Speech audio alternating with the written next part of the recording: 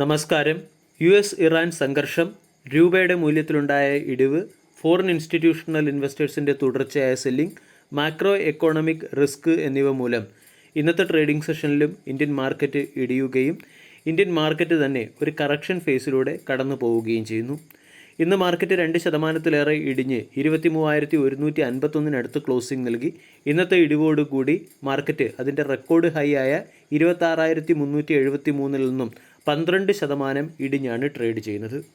മാർക്കറ്റിൽ വന്നിരിക്കുന്ന ഈ ഡബിൾ ഡിജിറ്റ് കറക്ഷൻ്റെ പശ്ചാത്തലത്തിൽ മാർക്കറ്റ് ബോട്ടം ലെവലിലെത്തിയോ, ബോട്ടം ബൈയിങ് തുടങ്ങാൻ സമയമായോ എന്നുള്ള ഫാക്റ്റാണ് ഇന്നത്തെ വീഡിയോ വഴി നമ്മൾ പരിശോധിക്കുന്നത്. മിഡിൽ ഈസ്റ്റിൽ വന്നിരിക്കുന്ന സംഘർഷത്തിൽ അയവ് വരാത്തിടത്തോളം കാലം മാർക്കറ്റ് എത്ര വരെ ഇടിയുമെന്നുള്ള കാര്യത്തിൽ ആർക്കും പ്രഡിക്ഷൻ സാധ്യമല്ല. മാർക്കറ്റിൻ്റെ ഔട്ട്ലുക്ക് ക്ലിയർ അല്ലാത്തതുകൊണ്ടും മാർക്കറ്റിൽ അൺസർട്ടനിറ്റി നിലനിൽക്കുന്നതുകൊണ്ടും മാർക്കറ്റ് ബോട്ടം ലെവലിലെത്തിയെന്ന് നമ്മൾക്കൊരിക്കലും പറയാനും സാധിക്കില്ല. ഇന്നത്തെ ട്രേഡിംഗ് സെഷനിൽ മാർക്കറ്റ് 2% ഇടിയുകയും ചെയ്തു. ഇന്ന് മാർക്കറ്റ് 2% ഇടിഞ്ഞതിന് പിന്നിലെ പ്രധാന കാരണം മാർക്കറ്റിൽ റീറ്റെയിലർ ഇൻവെസ്റ്റേഴ്സ് നടത്തിയ പൊസിഷൻ അഡ്ജസ്റ്റ്മെൻറ്റ് മൂലമാണ്. അതായത് വീക്കെൻഡിൽ മാർക്കറ്റിനെ അൺസർട്ടൈൻ ആകുന്ന കൂടുതൽ കാര്യങ്ങൾ വരാനുള്ള സാധ്യതയുണ്ട്. അതുകൊണ്ട് നോർമലി ഇപ്പോൾ വീക്കെൻഡിൽ ആരും പൊസിഷൻ ക്യാരി ചെയ്യാറില്ല. ഈ ഒരു പൊസിഷൻ അഡ്ജസ്റ്റ്മെൻറ്റിൻ്റെ പശ്ചാത്തലത്തിലാണ് ഇന്ന് മാർക്കറ്റ് 2% ഇടിഞ്ഞത്. അതേസമയം ക്രൂഡിൻ്റെ വില ഇനിയും $100 മുകളിൽ തുടരുകയാണെങ്കിൽ മാർക്കറ്റിൽ ഫർദർ കറക്ഷൻ വരാൻ സാധ്യതയുണ്ടെന്നും മാർക്കറ്റ് കൂടുതൽ ഇടിയാൻ സാധ്യതയുണ്ടെന്നും അനലിസ്റ്റുകളും പ്രഡിക്റ്റ് ചെയ്യുന്നുണ്ട്. ഇവിടെ ഇൻവെസ്റ്റേഴ്സ് കൂടുതൽ ക്ലാരിറ്റി വരുന്ന രീതിയിൽ വെയിറ്റ് ചെയ്യാതെ മാർക്കറ്റിൽ വന്നിരിക്കുന്ന ഈ 12% കറക്ഷൻ്റെ ഓപ്പർച്യൂണിറ്റി അല്ലെങ്കിൽ അവസരം പ്രയോജനപ്പെടുത്തണമെന്നാണ് ഒട്ടുമിക്ക അനലിസ്റ്റുകളും പറയുന്നത്. ഫോറിൻ ഇൻസ്റ്റിറ്റ്യൂഷണൽ ഇൻവെസ്റ്റേഴ്സ് വളരെയേറെ സമയമായി ഇന്ത്യൻ മാർക്കറ്റിൽ നെറ്റ് സെല്ലറായി തുടരുന്നുണ്ട്. റീറ്റെയിലർ ഇൻവെസ്റ്റേഴ്സ് ഇതുവരെ മാർക്കറ്റിനെ താങ്ങി നിർത്തിയെങ്കിലും ഈ ഒരാഴ്ചയിലെ ഡേറ്റ നമ്മൾ പരിശോധിച്ചാൽ റീറ്റെയിലർ ഇൻവെസ്റ്റേഴ്സും ഒരു കോഷ്യസ് ഔട്ട്ലുക്ക് വെച്ച് പുലർത്തുകയും റീറ്റെയിലർ ഇൻവെസ്റ്റേഴ്സും ഇന്ത്യൻ മാർക്കറ്റിൽ സെല്ലിംഗ് തുടരുകയും ചെയ്തിട്ടുണ്ട്. ഈ ഒരു സാഹചര്യത്തിൽ അടുത്ത ആഴ്ചയോ അല്ലെങ്കിൽ ഈ വീക്കെൻഡിലോ യുദ്ധം അവസാനിക്കുന്നതുമായി ബന്ധപ്പെട്ട ഏതെങ്കിലും രീതിയിലുള്ള അപ്ഡേറ്റ് വരികയാണെങ്കിൽ മാർക്കറ്റിൽ ഒരു ടേൺ അറൗണ്ട് സ്റ്റോറിയും ഹെൽത്തി ബൈയിങ്ങും പ്രതീക്ഷിക്കാവുന്നതാണ്. ടെക്നിക്കലി 23,000 മാർക്കറ്റ് എത്തിയിട്ടുണ്ട്. 23,000, 22,800 തുടങ്ങിയ സോണുകൾ മാർക്കറ്റിൻ്റെ ഡിമാൻഡ് സോണായിട്ടാണ് വിലയിരുത്തപ്പെടുന്നത്. ഈ സോണിൽ അക്കുമുലേഷൻ നടക്കാനുള്ള സാധ്യത കൂടുതലാണ്. ഇവിടെ നമ്മൾ അക്കുമുലേഷൻ നടത്തേണ്ടത് short time point of view അല്ല, മറിച്ച് long time point of view ഉള്ള ഗ്രാജുവൽ അക്കുമുലേഷൻ വേണം നടത്താൻ. കാരണം ക്രൂഡിൻ്റെ വിലയെ ഡിപ്പെൻഡ് ചെയ്തിരിക്കും മാർക്കറ്റിൻ്റെ ഫർദർ കറക്ഷൻ. കൂടാതെ യുദ്ധവുമായി ബന്ധപ്പെട്ട ക്ലാരിറ്റിയും ഇതുവരെയും പുറത്തു വന്നിട്ടില്ല. ഈ ഒരു സാഹചര്യത്തിൽ long time investment point of view മികച്ച സ്റ്റോക്കുകൾ അട്രാക്റ്റീവ് ലെവലിൽ ലഭിക്കുമ്പോൾ അവയെ ബൈ ഓൺ ഡിപ്പ് സ്ട്രാറ്റജിയിൽ അക്കുമുലേറ്റ് ചെയ്യുന്നതായിരിക്കും ഏറ്റവും ഉചിതം.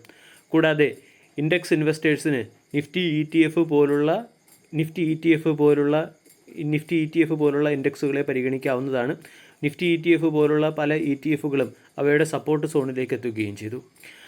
ഓവറാൾ കൺക്ലൂഷൻ നമ്മൾ പരിശോധിക്കുകയാണെങ്കിൽ മാർക്കറ്റ് ഓൾ ടൈം ഹൈയിൽ നിന്നും 12% ഇടിഞ്ഞതുകൊണ്ട് ഇനി ലോങ് ടൈം ഇൻവെസ്റ്റേഴ്സിന് മാർക്കറ്റിൽ അക്കുമുലേഷൻ ആരംഭിക്കാവുന്നതാണ്. ഇവിടെ വാറുമായി ബന്ധപ്പെട്ട അൺസർട്ടനിറ്റി നിലനിൽക്കുന്നതുകൊണ്ട് ഗ്രാജുവലി ബൈ ഓൺ ഡിപ്പ് എന്ന രീതിയിൽ വേണം അക്കുമുലേറ്റ് ചെയ്യാൻ. നിഫ്റ്റിയുടെ ഡെയിലി ക്യാൻഡിൽ പാറ്റേൺ നമ്മൾ പരിശോധിച്ചാൽ നിഫ്റ്റി ഇപ്പോഴും 100-day 200-day exponential moving average റേഞ്ചുകൾക്ക് താഴെ ട്രേഡ് ചെയ്യുന്നതുകൊണ്ട് മാർക്കറ്റിൽ വീക്ക്നെസ് നിലനിൽക്കും എന്നുള്ള ഒരു പോയിൻ്റ് ഓഫ് വ്യൂ വെച്ച് വേണം നമ്മൾ മാർക്കറ്റിൽ ബൈയിങ് നടത്താൻ. കൂടാതെ കഴിഞ്ഞ ദിവസങ്ങളിലൊക്കെ മാർക്കറ്റിൽ റിലീഫ് റാലി വന്ന ദിവസങ്ങളിലെല്ലാം തന്നെ അന്നത്തെ ഡെയിലി ക്യാൻഡിലുകൾ നമ്മൾ പരിശോധിച്ചാൽ അവിടെ അപ്സൈഡിൽ ഷാഡോയോട് കൂടിയ ക്യാൻഡിലുകളാണ് വന്നിരിക്കുന്നത്. അതായത് ഹയർ സൈഡിലുള്ള സെല്ലിംഗ് പ്രഷറിനെ ഇൻഡിക്കേറ്റ് ചെയ്ത ക്യാൻഡിലുകളാണ് വന്നത്. അതുകൊണ്ട് അഗ്രസീവ് ബൈയിങ് ഒഴിവാക്കി ബൈ ഓൺ ഡിപ്പ് സ്ട്രാറ്റജി അനുസരിച്ചുള്ള ബൈയിങ് മാർക്കറ്റിൽ ആരംഭിക്കാൻ സമയമായി എന്നാണ് ഒട്ടുമിക്ക അനലിസ്റ്റുകളുടെയും റിപ്പോർട്ടിൽ പരാമർശിച്ചിരിക്കുന്നത്. ഇനി ചില പ്രധാനപ്പെട്ട സ്റ്റോക്കുകളിൽ വന്ന ലേറ്റസ്റ്റ് അപ്ഡേറ്റ് കൂടി മനസ്സിലാക്കാം. ഒന്നാമത്തെ സ്റ്റോക്ക് ACME സോളാർ. ഇന്നത്തെ വീക്ക് മാർക്കറ്റിലും ഡീസൻ്റ് പെർഫോമൻസ് കാഴ്ചവെച്ച ഒരു സ്റ്റോക്കാണ് ACME സോളാർ. ACME സോളാർ 9% ഇന്ന് ഉയരുകയും ചെയ്തു. 542 മെഗാവാട്ട് ശേഷിയുള്ള ബാറ്ററി എനർജി സ്റ്റോറേജ് സിസ്റ്റം പ്രോജക്റ്റിൻ്റെ ഫസ്റ്റ് ഫേസ് കമ്പനി കമ്മീഷൻ ചെയ്തതിൻ്റെ പശ്ചാത്തലത്തിലാണ് ഇന്ന് സ്റ്റോക്കിൽ ബൈയിങ് മൊമെൻറ്റം വന്നത്. 142 മെഗാവാട്ട് ശേഷിയുള്ള ബാറ്ററി എനർജി സ്റ്റോറേജ് സിസ്റ്റമാണ് കമ്പനി ഇന്ന് രാജസ്ഥാനിൽ കമ്മീഷൻ ചെയ്തത്. ഇതിൻ്റെ ഇമ്പാക്റ്റ് ഇന്ന് സ്റ്റോക്കിൽ പ്രകടമാവുകയും ചെയ്തു. ACME സോളാറിൻ്റെ battery energy storage system interstate transmission സിസ്റ്റവുമായി കണക്ട് ചെയ്തിട്ടുണ്ട്. ഇതുവഴി കമ്പനിക്ക് കൂടുതൽ റവന്യൂ, അതായത് പീക്ക് ടൈമും നോൺ പീക്ക് ടൈമിൻ്റെയും ഡിമാൻഡ് അനുസരിച്ച് കമ്പനിക്ക് ഈ പ്രോജക്റ്റ് കമ്മീഷൻ ചെയ്യുന്നത് വഴി കൂടുതൽ റവന്യൂ ജനറേറ്റ് ചെയ്യാനും സാധിക്കും. കൂടാതെ FRDE പ്രോജക്റ്റുകളും മൾട്ടിപ്പിൾ ഫേസിലുള്ള വിവിധ പ്രോജക്റ്റുകളുടെയും പശ്ചാത്തലത്തിൽ വരും സമയങ്ങളിലും കമ്പനി ഡീസൻ്റ് പെർഫോമൻസ് നടത്താനുള്ള സാധ്യത കൂടുതലാണ്. ഏകദേശം 8071 മെഗാവാട്ട് ശേഷിയുള്ള solar, wind, FRDE hybrid solution പ്രോജക്റ്റുകളാണ് കമ്പനി റൺ ചെയ്യുന്നത്. കമ്പനിയുടെ കറണ്ട് ഓപ്പറേഷണൽ കപ്പാസിറ്റി 2966 മെഗാവാട്ടാണ്. 481 മെഗാവാട്ട് ശേഷിയുള്ള battery energy storage system company setup ചെയ്തിട്ടുമുണ്ട്. ഇതോടൊപ്പം തന്നെ ഏകദേശം 5015 മെഗാവാട്ട് ശേഷിയുള്ള പ്രോജക്റ്റുകൾ അണ്ടർ കൺസ്ട്രക്ഷനിലുമാണ്. പവർ പർച്ചേസ് എഗ്രിമെൻ്റ് വഴിയും വിവിധ പ്രോജക്റ്റുകൾ വഴിയും 3304 മെഗാവാട്ടിൻ്റെ പോർട്ട്ഫോളിയോ, അതായത് പവർ പോർട്ട്ഫോളിയോ കമ്പനി ജനറേറ്റ് ചെയ്യുകയും ചെയ്തു. ഈ ഡേറ്റകളെല്ലാം സൂചിപ്പിക്കുന്നത് വളരെയധികം ഫ്യൂച്ചർ പ്രോസ്പെക്റ്റീവായിട്ടുള്ള ഒരു കമ്പനിയാണ് ACME സോളാർ ലിമിറ്റഡ് എന്ന കമ്പനി. കൂടാതെ recently company ACME green touch 7th private limited എന്ന പേരിൽ കമ്പനി ഒരു സബ്സിഡറി കമ്പനി ഓപ്പൺ ചെയ്യുകയും SJVN-മായി 450 മെഗാവാട്ട് ശേഷിയുള്ള dispatchable renewable energy power project setup ചെയ്യുന്നതിന് വേണ്ടി ACME green tech private limited എന്ന കമ്പനിക്ക് ഒരു ഡീലിൽ ഒപ്പുവയ്ക്കുകയും ചെയ്തു. ഈ ഫാക്റ്റുകളുടെ പശ്ചാത്തലത്തിൽ ലോങ് ടൈം പോയിൻ്റ് ഓഫ് വ്യൂവും ACME സോളാർ എന്ന സ്റ്റോക്കിനെ ഫോക്കസ് ചെയ്യാവുന്നതാണ്. സ്റ്റോക്ക് 240 മുകളിലാണ് ട്രേഡ് ചെയ്യുന്നത്.